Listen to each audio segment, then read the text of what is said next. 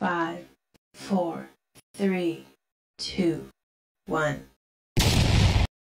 নমস্কার বন্ধুরা, বঙ্গজাতে স্বাগত জানাই। আজ কিন্তু কথা হবে তোমাদের সাথে ইস্টবেঙ্গলকে নিয়ে। ইস্টবেঙ্গল আগামীকাল খেলতে নামছে বিএসএস এর সাথে কলকাতা ফুটবল লিগের ম্যাচ। তার আগে কিন্তু ইস্টবেঙ্গলের হসপিটালে পরিণত হয়েছে। এছাড়া কিন্তু কথা হবে তোমাদের সাথে ভারতীয় ফুটবলের ট্রান্সফার নিউজ এবং বিসি রয় ট্রফির ফাইনালে পৌঁছে গেল বাংলা। তো সব খবর কিন্তু তোমাদের কাছে থাকছে। তার আগে বলবো যে বঙ্গজয়কে তোমরা লাইক, শেয়ার আর কমেন্ট করো, আর চ্যানেলে যারা নতুন এসছো তারা অবশ্যই সাবস্ক্রাইব করে বেল বাটনটা অন করে দাও, যাতে ফুটবলের সব নোটিফিকেশান তোমরা রোজকার মতন পেতে থাকো। তো প্রথমেই আসি বিসি রয় ট্রফি। অনূর্ধ্ব 17 বিসি রয় ট্রফির ফাইনালে কিন্তু পৌঁছে গেল বাংলা। আজ একটা দুর্দান্ত ম্যাচে বাংলা কিন্তু 3-2 গোলে হারিয়ে দিল মিজোরামকে। এবারে আমাদের অপেক্ষা করতে হবে আরও একবার বাংলা দল জাতীয় সেরা হয় আমাদের রাজ্যে ফেরে কিনা সেটা দেখার জন্য। তবে আমাদের সব সময় কিন্তু বাংলা দলের জন্য শুভেচ্ছাটা রাখবে, যেহেতু আমরা বাঙালি আর আমরা চাইবো বাংলার ফুটবল আরও এগিয়ে যাক। তো সেই কারণে কিন্তু বাংলা দলকে এবারে বিসি রয় ট্রফিতে চ্যাম্পিয়ন হতে দেখতে চাই আমরা। তো আর এবার আসি ইস্টবেঙ্গলের খবরে। আর ইস্টবেঙ্গল আগামীকাল কিন্তু বিএসএস এর সাথে কলকাতা ফুটবল লিগের ম্যাচ খেলতে নামছে। আর এই ম্যাচের আগে কিন্তু ইস্টবেঙ্গল দলের বলা যায় শিবির হসপিটালে পরিণত হয়েছে। একের পর এক ফুটবলারের চোট। প্রথম ম্যাচে মেসারাসের সাথে খেলতে গিয়ে কিন্তু চোট পেয়েছিলেন।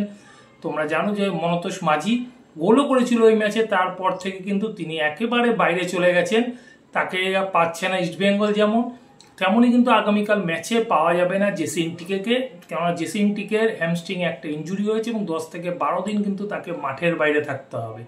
এছাড়া আমন সিকে আগের দিন ডার্বি ম্যাচে কিন্তু শেষ মুহূর্তে লাল কার্ড দেখেছিল।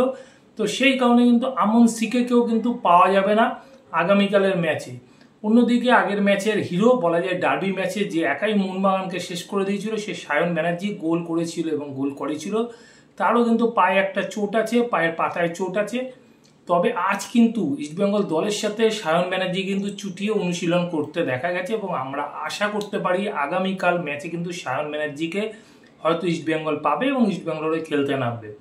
অন্যদিকে ইস্টবেঙ্গল কিন্তু আরও এক ফুটবলারকে রেজিস্ট্রেশন করাতে চলেছে। ফুটবলারটি হলো মোহাম্মদ আশিক, কেরালার এই ফুটবলারটি।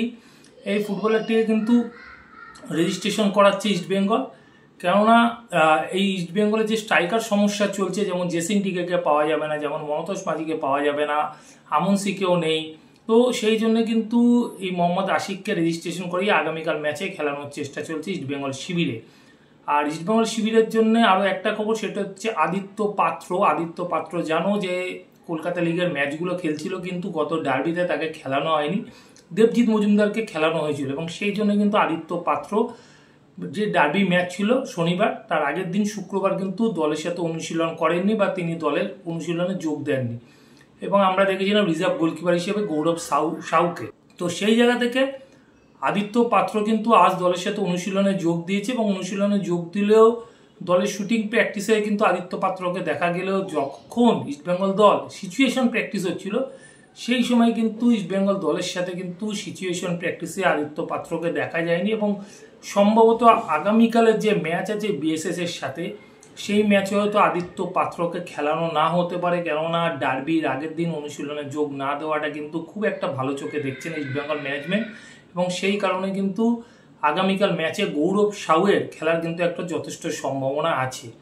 আরেকটা খবর বলি বিনো জর্জকে নিয়ে। বিনো জর্জের কাছে কিন্তু এই মুহূর্তে আইএসএল এবং কলকাতা লিগের ক্লাবের অফার আছে বলে শোনা যাচ্ছে এবং তিনি ইস্টবেঙ্গল ছাড়তে পারেন বলে এমন একটা খবর কিন্তু রটেছে চারিদিকে। কিন্তু বিনো জর্জেরও জানিয়েছেন তার কাছে অফার আছে, তিনি সেই কথা স্বীকার করে জানিয়েছেন যে ইস্টবেঙ্গলের শীর্ষকর্তা তার সাথে নাকি কথা বলেছেন। তবে পুরোটাই মৌখিক এবং ইস্টবেঙ্গল শীর্ষকর্তা বলেছেন যে বিনো জর্জ ইস্টবেঙ্গলেই থাকুক, তাকে কোথাও যেতে হবে না এবং 4 বছরের জন্য ইস্টবেঙ্গল তাকে কিন্তু রেখে দিতে চাইছে। তবে বিনো জর্জ বলেছে যদি ইস্টবেঙ্গল তার সাথে 4 বছরের কন্ট্রাক্ট করে সেক্ষেত্রে কিন্তু বিনো জর্জ আগামী দিনে ইউথ ফুটবলার তুলে এনে ইস্টবেঙ্গল তথা সারা ভারতের যে ইউথ ডেভেলপমেন্ট সিস্টেম, সেই সিস্টেমকে আরও স্ট্রং করতে চায় এবং সেই কারণে তিনি কিন্তু ইউথ ডেভেলপমেন্টের দিকে বেশি করে নজর দিতে চায়। তো এই ছিল আপাতত ইস্টবেঙ্গলের খবর। তো এরপর একটা ছোট্ট ব্রেক নিচ্ছি, ব্রেকের পর ফিরে আসছি কিন্তু দল বদলের খবর নিয়ে। পুজোয় ভালো ড্রেসের কালেকশন খুঁজছেন? তো দেরি না করে চলে যান মধুমিতা কালেকশানে। মধুমিতা কালেকশানে পাবেন কিন্তু সব রকমের শাড়ি, মধ্যবিত্ত বাজেটে নাগালের মধ্যে সব রকমের শাড়ি, তার সাথে পাবেন কুর্তি, চুড়িদার থেকে ওয়েস্টার্ন ড্রেস, সঙ্গে থাকছে ডিসকাউন্ট অফারও। তো এবার পুজোয় জমবে মধুমিতা কালেকশনের সঙ্গে। তো দেরি না করে নিচের দেওয়া নম্বরে যোগাযোগ করে নিন মধুমিতা কালেকশনে। একটা ছোট্ট ব্রেকের পর ফিরে এলাম, আর এবারে কিন্তু আসি দলবদলের খবরে। দলবদলের প্রথম খবরই হবে ইস্টবেঙ্গলে সই করলেন ভারতের জাতীয় মহিলা দলের মিডফিল্ডার হেমা সিল্কি দেবী। এই সিল্কি দেবী কিন্তু গত মরশুমে গোকুলামের হয়ে খেলেছিলেন IWL এ, এবং তারপর তাকে কিন্তু আমরা ভারতীয় ফুটবলে দুর্দান্ত পারফরমেন্স করতে দেখি এবং পরপর দুবার কিন্তু তিনি ভারতীয় বর্ষসেরা ফুটবলার হয়েছে।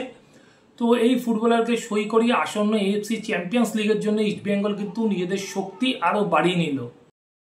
এবার এসে একটু জামশেদপুর এফসির উইঙ্গার ইমরান খানের কথায়। ইমরান খানকে কিন্তু রিলিজ করে দিল জামশেদপুর FC। এই মুহূর্তে কিন্তু ফ্রি ফুটবলার ইমরান খান। তো একজন দুর্দান্ত মাপের ফুটবলার জানি ইমরান। আমরা কিন্তু জামশেদপুর FC জার্সি গায়ে ISL মাথাতে দেখেছি ইমরান খানকে, আর ইমরান কিন্তু এই মুহূর্তে ফ্রি ফুটবলার। চেন্নাইন FC একটা সময় ইমরানের সাথে কথা বললো, তারপর কিন্তু আর ইন্টারেস্ট দেখায়নি। এটা কিন্তু ইমরান খান ইস্টবেঙ্গলের জন্য একটা ভালো অপশন হতে পারে। ইস্টবেঙ্গলে কিন্তু এই মুহূর্তে রাইট উইংয়ের একটা প্রবলেম আছে, তোমরা জানো। তো রাইট উইঙ্গার ইস্টবেঙ্গল খুঁজছে। তো ইমরান খানকে যদি সই করা, সেক্ষেত্রে কিন্তু ইস্টবেঙ্গলের জন্য খুব ভালো একটা সাইন হতে পারে বলে এটা আমার অভিমত। তো দেখা যাক আগামী দিনে ইমরান খান কোন দলে সই করে। তবে ইস্টবেঙ্গলে যদি সই করে, ইস্টবেঙ্গলে কিন্তু নিজেদের যে রাইট উইং পজিশনটা ইস্টবেঙ্গলে কমজোরি আছে সেটা কিন্তু স্ট্রং করে নিতে পারবে ইমরান খানকে সই করিয়ে। অন্যদিকে ভালপুইয়ার সাথে একটা কথা গতকাল থেকেই উঠেছে সোশ্যাল মিডিয়ায়, তোমরা জানো যে ভালপুইয়া ইস্টবেঙ্গলে আসছে এরকম। তবে এই মুহূর্তে কিন্তু ভালপুইয়ার সাথে ইস্টবেঙ্গলে কিন্তু কোনো রকমের কন্ট্রাক্ট হয়নি। এখনও তোমাদেরকে বলে দিচ্ছি কোনো রকমের কন্ট্রাক্ট হয়নি। ইস্টবেঙ্গলের সাথে ভালপুইয়ার একটা যোগাযোগ চলছে এবং যথেষ্ট পজিটিভ।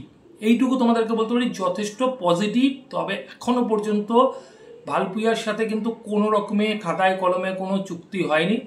এবার একটা আসার সম্ভাবনা আছে, তবে যতক্ষণ না সাইন কমপ্লিট হচ্ছে ততক্ষণ কিন্তু কিছু বলা যায় না। তো এই মুহূর্তে এইটুকু বলতে পারি যে ভালপুইয়ার সাথে ইস্টবেঙ্গলের কথাবার্তা পজিটিভলি এগাচ্ছে।